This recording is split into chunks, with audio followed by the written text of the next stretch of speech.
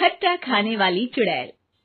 रात को अचानक राधिका मौसी को किचन से कुछ गिरने की आवाज आई। उन्होंने बाहर निकल के देखा तो किचन में उन्हें कोई सफेद साड़ी में दिखा। वो चीख पड़ी, हे भगवान, आलतू जलाल तू आई भला को टाल तू, आलतू जलाल तू आई भला को टाल तू। राधिका मौसी को चीखते सुनकर श्रवण बाहर आता है भागते हुए। अरे माँ, क्या हुआ? क्या देख लिया? दादी माँ आ गई क्या सपने में? अरे बेटा, रसोड़े में देख तो कौन है? श्रवण रसोड़े में झांक कर देखता है और उसे कोई नहीं दिखता अंदर। अब रसोड़े में तो कोई नहीं है माँ। कोई सफेद साड़ी में नहीं है क्या? नहीं माँ, कोई भी नहीं है। चिल्लम चिल्ली की आवाज सुनकर काजल भी वहां आ जाती है। अब क्या हो गया माँ जी? अरे बेटा, रसोड़े में एक चुड़ैल थी सफेद साड़ी में। अरे क्या कर रही थी वो अंदर? अरे बताया नहीं, कल आएगी ना तो पूछ लूंगी। चुड़ैल जी, आपका क्या प्लान है? माँ जी, रात बहुत हो गई है, आपने कोई बुरा सपना देखा होगा, चलिए सो जाइए। राधिका मौसी सोने तो चली जाती है, पर उनको रात भर नींद ही नहीं आती। वो कुछ भी उलझुल बातें सोचने लगती है। कहीं चुड़ैल की वजह से तो घर में टेंशन नहीं हो रहा, कहीं उसी की वजह से तो वो दादी नहीं बन पा रही। सुबह जब राधिका मौसी रसोड़े में छानबीन करती है तो पाती है कि नींबू का अचार गायब है। चुड़ैल नींबू का अचार ले गई, मुझे तो ठीक नहीं लग रहा कुछ। चुड़ैल को भी पता है कि जिंदगी का असली मजा तो खट्टे में ही है। राधिका मौसी झट से श्रवण को फोन कर देती है। बेटा, मुझे समस्या समझ में आ गई है, हमें एक तांत्रिक की जरूरत है। अरे क्या बोल रही हो माँ, तांत्रिक की क्या जरूरत है? आप पूजा पाठ तो कर ही रही हो ना। आलतू जलालतू मंत्र सारे फालतू जैसे कुछ मंत्र पढ़ो, चली जाएगी अपने आप चुड़ैल। अरे नहीं बेटा, कभी चुड़ैल को कम नहीं समझते। अरे तुझे पता भी नहीं चलेगा कि कभी वो छल करके काजल की जगह घर की बहू खुद बन जाएगी। क्या माँ, कुछ भी बोल रही हो? कहाँ काजल और कहाँ चुड़ैल? वैसे एक बात बताओ, काजल को अगर गाने के लिए बोल देना तो चुड़ैल काजल की आवाज सुनकर घर तो क्या, धरती लोग छोड़कर चली जाएगी। तुम ना पढ़े लिखे बच्चे हर चीज को मजाक समझते हो। तुम रहने दो, मैं खुद ही तांत्रिक को बुला लेती हूँ। अच्छा सुन, शाम को इमली लेके आना। क्या है कि चटनी खाए बहुत दिन हो गए है ना? नहीं माँ, इमली तांत्रिक से ही मंगवा लो ना, आटा वगैरह भी उसी से पिसवा लेना। देखो मुझे काम करना है। श्रवण रात को कई तरह की सब्जियों के साथ माँ के कहने पे चटनी के लिए इमली भी ले आया था, लेकिन राधिका मौसी के दिमाग में अलग ही फिल्म चल रही थी।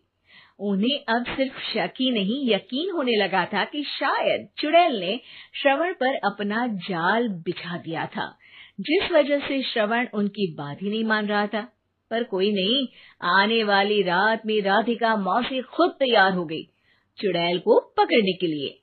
रुद्राक्ष की माला, तुलसी का पत्ता, हनुमान चालीसा सब हाथ के पास ही था, बस चुड़ैल का इंतजार था। और जैसा राधिका मौसी ने सोचा था वैसा ही हुआ। वो चुड़ैल उस रात भी आई, पर वो राधिका मौसी से तेज निकली और राधिका मौसी के उससे पकड़ने के पहले ही वो भाग खड़ी हुई।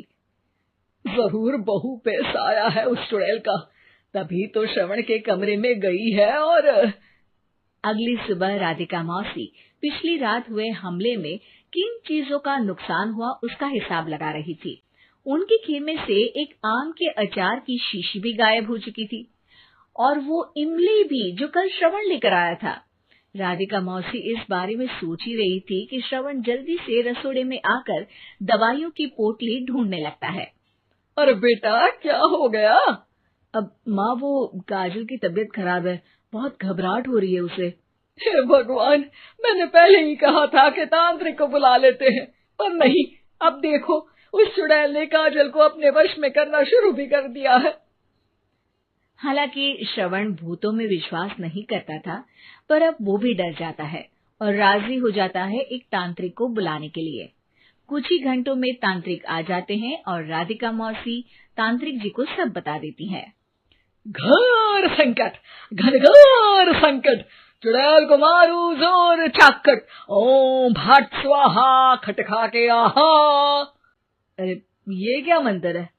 मेरे खुद के ओरिजिनल मंत्र है, कल रात को ही लिखे हैं, अच्छे लगे तो दाद चाहूंगा।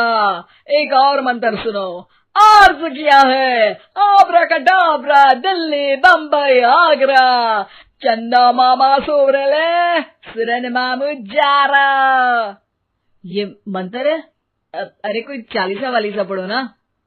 वक्त कम है, 40 नहीं पड़ेंगे, 20-25 में काम चलाना पड़ेगा। अलग निरंजन जाके लंदन, मुफ्त का मंजान घिस मेरे नंदन। अरे जल्दी करो तांत्रिक जी, जल्दी करो। तांत्रिक अपने उल झलूल मंत्र पढ़ने लगता है। श्रवण को तांत्रिक पे शक होता है।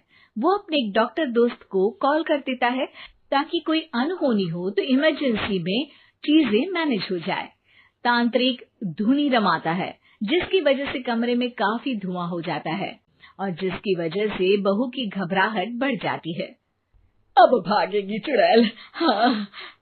बहू खांसते हुए धुएं से बचने के लिए बाहर चली जाती है। अरे भाग रही है, भाग रही है। पीछे पीछे श्रवण भी जाता है। बहू एक सोफे पर बैठ जाती है।